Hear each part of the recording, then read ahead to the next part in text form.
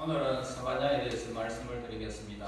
이 스바냐는 본스의 서문이라고도 할 수 있는 1장 초두에서 자신이 일절에서 아몬의 아들 유다왕 요시야의 시대에 예언을 하고 있다고 밝히고 있습니다.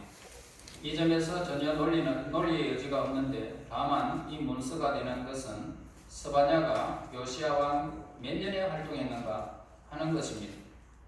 요시야는 통상 기원전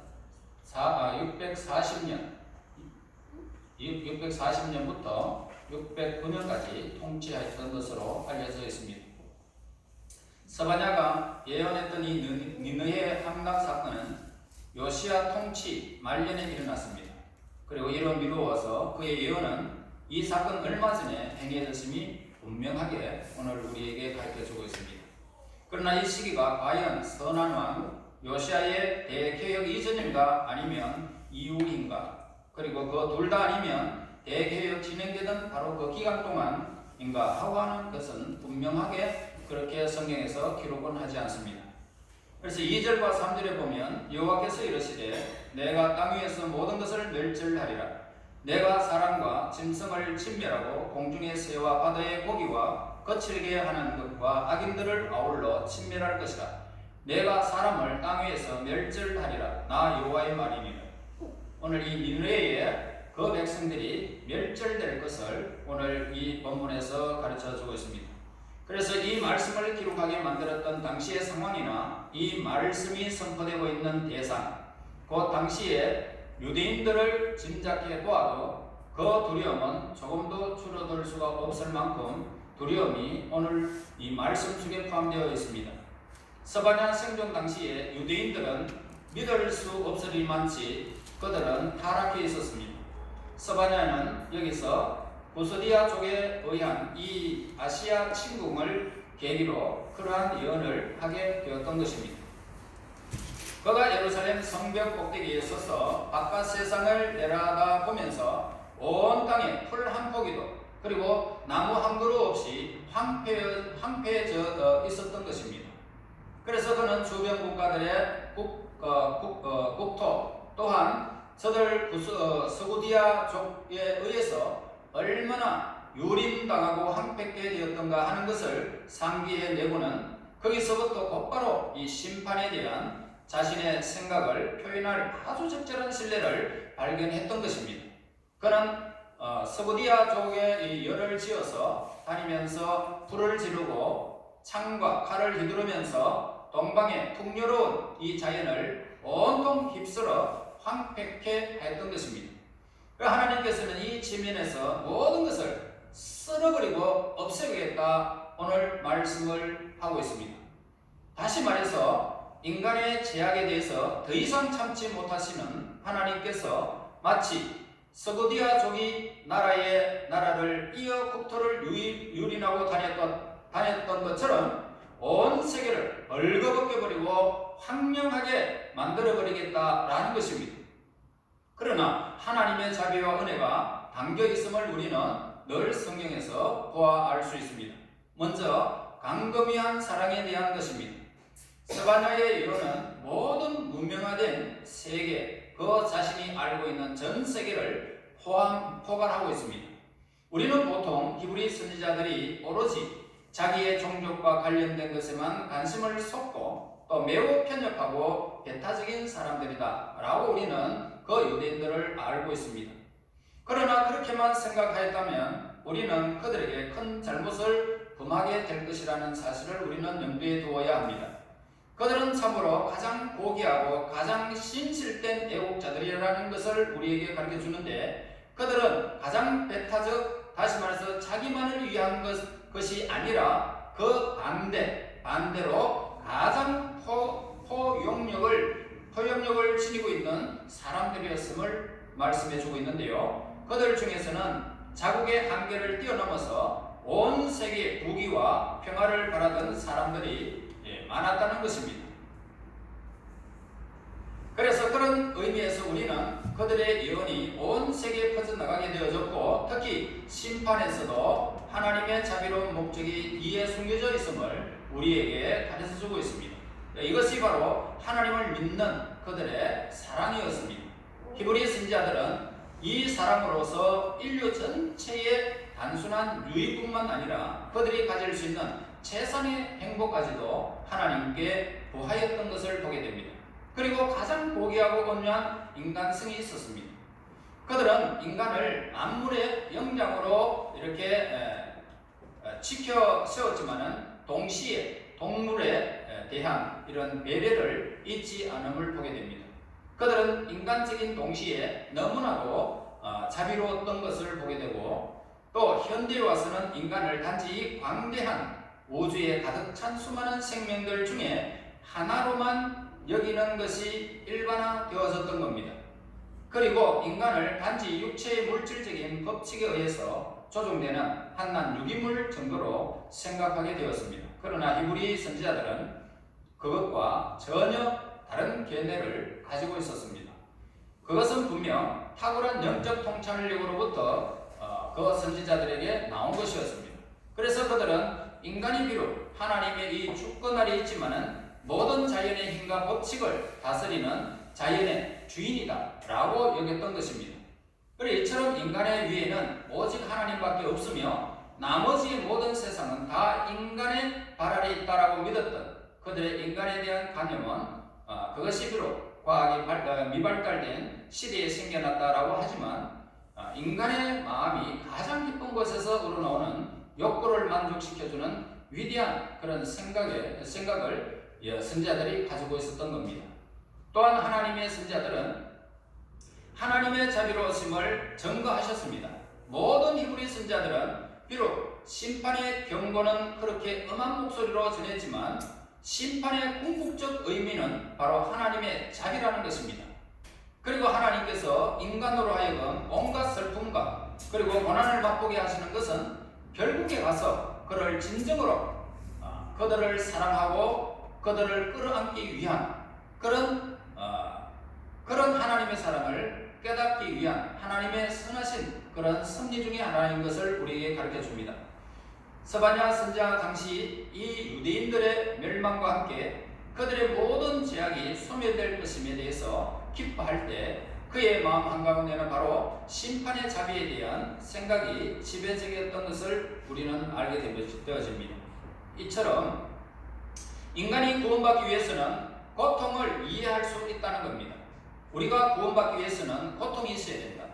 만약에 여러분들에게 고통이 없고 평탄한 길을 계속 걸어가게 되어진다면 여러분들의 삶은 황폐한 그런 사막과 같은 그런 일이 벌어지게 될 것입니다. 그러므로 오늘 모든 환난과 고통과 번민 속에서 우리가 살아가게 되어지는 것은 하나님께서 오늘 우리를 인간이 구원받기에 합당하게 인도하는 그런 길이라는 사실을, 섭리라는 것을 우리는 깨달아야 됩니다. 그 두려움 심판의 경고로부터 어느새 평화롭고 아름다운 마지막 장면으로 옮겨가게 됨을 우리에게 가르쳐 주는데요. 스바냐 2장 11절에 보면 이방의 모든 해변 사람들이 각각 자기 처소에서 여호와께 경배하리라 라고 했습니다. 자, 쓸어버렸다면 경배가 있을 수 없겠지만 하나님의 심판 날에는 다시 그들에게 자비가 흐름을 우리에게 가르쳐 주고 있습니다. 3장 9절에 보면 그때 내가 여러 백성의 입술을 깨끗하게 하여 그들이 다 여호와의 이름을 부르며 한 가지로 나를 섬기게 하리니. 그리고 히브리 선지자들은 하나님의 심판에 대해서 항상 생각하고 있었고 심지어 그 일이 되어질 것에 대해서 기뻐하기까지 했던 것은 바로 심판의 은혜로운 결과를 믿어서 의심치 않았기 때문입니다. 여러분, 이스라엘 백성들이 바벨론에 그리고 아수르에 그렇게 포로로 70년 동안 사로잡혀 갔지만 그들을 영스러버린 것이 아니라 그들을 긍휼히 여기셔서 다시 돌아와서 하나님께 경배하게 하기 위한 하나님의 계획된 일들이 있었던 것을 보게 됩니다. 그러면 이제 그 부분의 이 저자 스바냐로부터 하나님의 심판의 자비로움에 대해서 이제 말씀을 드리고자 합니다. 자, 하나님의 심판은 인간의 멸망 그 자체를 목적으로 하는 것이 아니라 부패된 부분을 제거해버리고 하나님의 사랑과 자애로움을 심는 것을 궁극적으로 목적을 하고 있다는 것입니다. 그러므로 우리는 스바냐 선지자가 믿었던 바 그대로 하나님이 지면을 썰어버릴 때에는 분명히 더 좋은 것으로 이 세상에 가득 채워줄 것을 우리는 믿어야 됩니다. 다시 말해서 여러분들의 삶에서 평탄한 길이 아니고 험준한 길을 내가 걸어가고 있다라고 생각하는 그곳에 하나님께서 오늘 더 좋은 것으로 우리에게 채우고자 하시는 그런 일들이 있다는 사실을 우리에게 성경은 늘 가르쳐주고 있는 것입니다. 이런 하나님의 은총보다 확실히 경험하게 하심으로써 우리를 만족시켜 주실 것이고 기뻐할 수 있도록 그렇게 오늘 우리를 인도하기 위함인 것을 우리에게 가르쳐 주는 것입니다. 그러므로 하박국 선지자에서 밭에 소출이 없고 나무에 열매가 없고 우리의 양들과 모든 짐승들이 없을지라도 나는 하나님으로 말미암아 즐거워하고 기뻐하리라. 이 말은 뭐냐면 하나님은 그런 심판 속에서 하나님의 거룩한 뜻이 임할 때에 더 좋은 것으로 오늘 우리에게 채우신다는 하나님의 말씀의 언약을 우리는 보게 됩니다. 다음은 인간의 영혼을 구원하는 데 필요한 최소한의 믿음이라는 것은 어떤 것이며 또 참 종교는 어떤 모습으로 나타나는지를 우리에게 밝혀주고 있는 것입니다. 자, 성경은 참된 기독교에 대해서 어떻게 정의를 하고 있을까? 이에 답하기 위해서는 예수님께로 나오는 것과 예수님을 따르는 것과의 차이점을 우리에게 가르쳐주고 있는 것입니다. 다시 말합니다. 예수님께 나오는 것과 예수님을 따르는 것의 차이점을 말해주고 있단 말입니다. 예배를 드려도 예수님께 나오는 사람이 있는가 하면 예수님을 따르는 사람이 있단 말입니다. 자, 예수님께 나오는 것은 인간에게는 아무런 희생을 따르지 않습니다. 무슨 희생이 따릅니까? 그냥 나오는 것은 이렇게 아무런 희생이 따르지 않습니다. 그러나 예수님을 따르는 것은 십자가를 지고 자기를 부인하는 길을 걷는 것을 의미하고 있는 것입니다. 그러니까 이 참된 기독교라는 것은 뭐냐면 인간으로 하여금 마음을 오로지 하나님께 복종시키고 모든 죄악과 사탄과의 싸움을 하는 거예요. 예수님을 따르려면 어쩔 수가 없단 말입니다.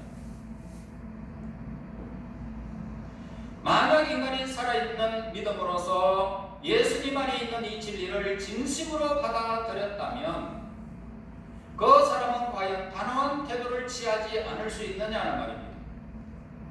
주일날 여러분들을 꼬셔도 절대로 고시킴을 안 받는단 말입니다. 그렇지요? 다시 말해서 예수님이 내 안에서 나와 먹고 더불어 내가 예수님을 따라가는 사명을 가지고 있는 사람에게는 단호한 태도가 있다 이 말입니다. 단호한 태도.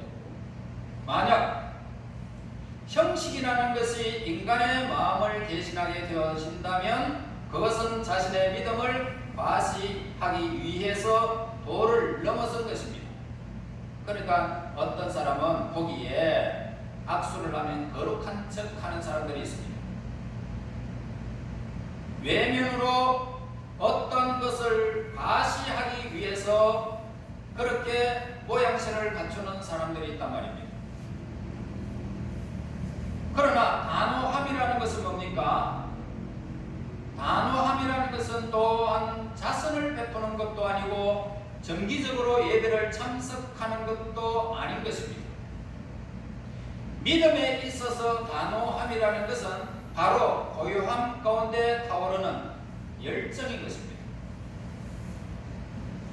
다시 말해서 오늘 우리의 굳은 심지를 말하고 있다. 굳은 심지. 심지가 굳다. 이 말을 하는 것이 단호함입니다. 이는 그 자신이 내면과 외면에 의해서도 확실히 자신을 드러낼 수 있는 것입니다. 상식적으로 생각해봐도 한 인간이 살아있는 믿음으로 예수님 안에서 진리를 받아들였다면 결코 이리저리 애매하게 망설이지 않고 단호하게 그 위하여, 예수님을 위하여, 표대를 향하여 우리는 걷게 되어지는 것입니다. 망설이지 않습니다. 이럴까 저럴까. 입으로만 고백하는 교인들의 우유보다는 신앙 태도는 어디에 그 원인을 두고 있을까? 그것은 혹시 그들의 마음의 반대쪽을 하나님께 드리고 나머지 반쪽은 세상에 몽땅 바쳐버리기 때문입니다. 우리는요, 우유부단한 신자들을 소극적인 신자와 단호하고 확고한 신앙 태도를 가진 성도들은 마지막에는 오직 하나님만이 판단하게 될 것입니다. 여러분, 마지막 여러분들에게 임하지 않을 것 같습니까? 마지막에는 우유부단한 신자, 소극적인 신자, 그리고 단호하게 심지가 굳은 신앙을 가진 성도와 구별이 된다는 사실을 여러분 꼭 기억해야 됩니다. 외모가 아니라 마음 중심을 감찰하시는 하나님은 어떠한 그럴듯한 눈속임에도 절대로 넘어갈 수가 없습니다.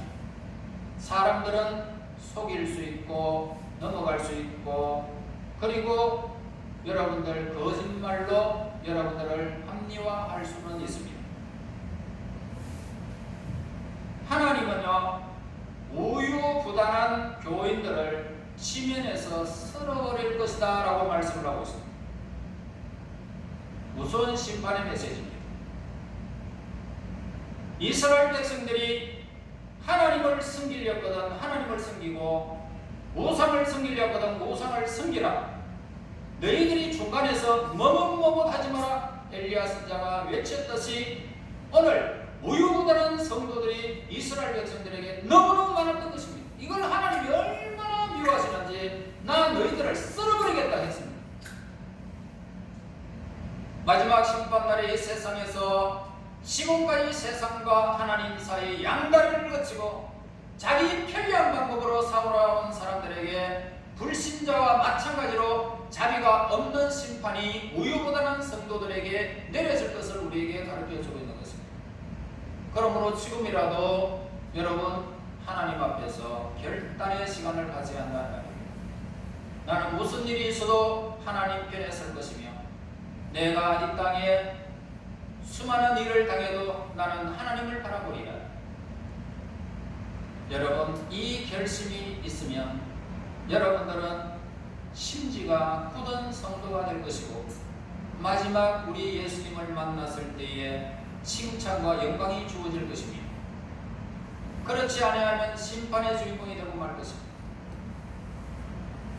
그때 인간에 대한 하나님의 뜻이 확실히 증명될 것이고, 죄는 종지부가 지킬 것입니다. 영원한 하나님의 의가 우리에게 도래될 것이고, 그 나라가 영원히 우리에게 펼쳐지게 될 것입니다. 예수님이 우리 심판주로서 영광 속에 또 다시 오실 것을 저와 여러분, 우리는 성경대로 우리는 믿습니다. 예수님은 오실 것입니다. 분명히 오십니다. 세상 만민들이 보는 가운데서 죽은 자들이 살아나고 살아있는 사람들이 영화로운 몸으로 모두가 변화된 채 이 세상에 아담으로부터 모든 인류가 한자리에서 모두가 다 심판주 예수님을 보게 될 것입니다. 그때에는 의에 바나바스 하늘과 새 땅이 우리에게 주어질 텐데, 그 나라에 영접되어져야 할 하나님의 백성들이 어린 양의 혼인잔치에 참여하게 될 것이고, 그 나머지 백성들은 모두가 슬피 울며 땅을 치며 통곡하는 백성들로 나뉘어지게 될 것입니다. 그날을 우리가 고대하고 있고 또 그날이 다가오고 있습니다. 베드로후서 3장 14절에 보면, 그러므로 사랑하는 자들아, 너희가 이것을 바라보나니 주 앞에서 흠도 없고 점도 없이 평강 가운데 나타나기를 힘쓰라 라고 했습니다. 마지막 나팔을 불게 되면 둘로 나뉘게 되는 걸 우리에게 가르쳐줍니다. 한편은 어둡고 슬프고 고통스러운, 차마 입에도 담기 어려운 환경이 그들에게 나타나게 될 것입니다. 그러나 다른 한편의 사람들은, 즉 예수님 안에 있는 자들은 모두가 영광 중에 예수님과 함께 영원한 영광에 들어가게 될 것입니다. 그것은 우리의 본향일 것입니다. 그날은 곧 우리에게 다가오고 있음을 여러분 명심하여 우리는 꼭 그날을 바라보는 심지가 고든 믿음의 사람이 되어야 할 것입니다. 예수님 앞에서 점도 없고 흠도 없이 평강 가운데 나타나기를 힘써야 할 것입니다. 여러분 삶에 있어서 세상의 모든 사람들과 구별되게 사시기를 바랍니다. 나는 하나님의 백성이다. 나팔 소리가 나면 예수님이 이 땅에 나타나면 이제 나는 새하늘과 새 땅에 들어갈 나는 하나님의 백성인 것을 늘 명심하고 깨어 있어서 그 나라를 늘 사모하며 하루하루를 살아가면서 그 나라를 맞이해야 할 것입니다. 그렇지 아니하고 우유부단한 성도들을 하나님은 미워하시고 그리고 이 세상에서 썰어버리겠다고 말씀하고 있습니다. 여러분 이 주일은 우리가 내가 내에게 준 사명임을 여러분 명심하셔야 합니다. 이날은 내가 가장 기쁘고 즐거운 날임을 우리는 늘 깨달아서 이날에 하나님 앞에 목소리를 높여 찬양하고 예배하며 하나님을 바라는 시간, 여러분들의 삶에 있어서 첫 시간에 눈을 뜨면서 하나님을 바라보는, 그리고 마지막 이렇게 밤에 누우면서도 하나님 오늘도 평안 가운데 지켜주심을 감사합니다 그러면서 잠을 청하는 하나님의 사람들이 되어져서 늘 깨어있어서 하나님을 향하여 힘쓰면서 여러분들의 구원이 완성되는 그날에 칭찬과 영광이 있기를 예수님의 이름으로 축원합니다. 하나님 은혜 감사합니다. 찬양과 경배를 드립니다. 이곳에 하나님의 전을 세우시고 복음의 빛을 우리에게 비춰주셔서 어두운 가운데서 하나님이여 그 길을 찾아 저희들이 진리 가운데 살 수 있도록 인도하신 하나님께 영광을 돌립니다. 이제 하나님 예수님이 오시는 그날까지 저희들이 참으로 하나님 앞에 예수님 앞에 점도 흠도 없이 평강 가운데 나타나기를 힘쓰며 하나님을 향할 수 있는 믿음의 사람 하나님의 사람들이 되게 하옵소서. 이제 세상살이 가는 모든 하루하루의 모든 삶이 하나님과 동행하며 예수님을 맞이할 준비를 갖추는 믿음의 하나님의 사람들, 의의 사람들이 되게 인도하여 주시옵소서. 예수님 이름으로 기도하옵나이다. 아멘. 아멘.